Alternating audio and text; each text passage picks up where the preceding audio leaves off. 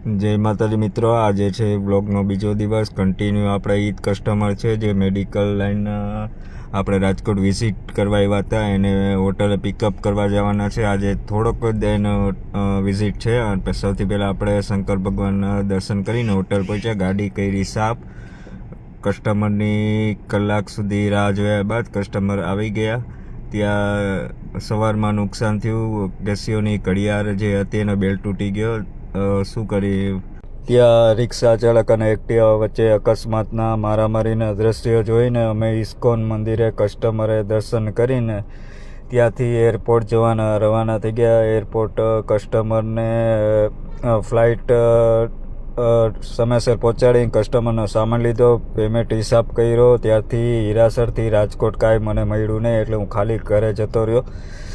ત્યારબાદ ફેમિલી સાથે હું બહાર જતો હતો. ત્યાં નિકાવા મામા સાહેબને ત્યાં ત્યાં ડીઝલની લાઈન જોઈ. મામા સાહેબના દર્શન કર્યા બાદ સાંજે ફેમિલીને બાય કરીને ફ્રેન્ડ સાથે હું બહાર જવાના આપણી જૂની જગ્યા હોટલ ખોડિયાર હોટલે ત્યાં બેસવા ગયો. ત્યાં જોયું તો એક ભાઈ આવ્યા હતા જેને 12 જ્યોતિર્લિંગ આ સાયકલ દ્વારા. તો મિત્રો, આજે 2:15 થઈ ગયા. આજે કાંઈ હવે ઘરે જવું છે. તો આજનો ટોટલ હિસાબ રહ્યો લોકલ પાર્ટીના 2 દિવસના 2200 લેખે 4400, અને આગલે દિવસ આપણે રેલવે સ્ટેશનથી પિકઅપ કર્યા તો 600 રૂપિયા એના.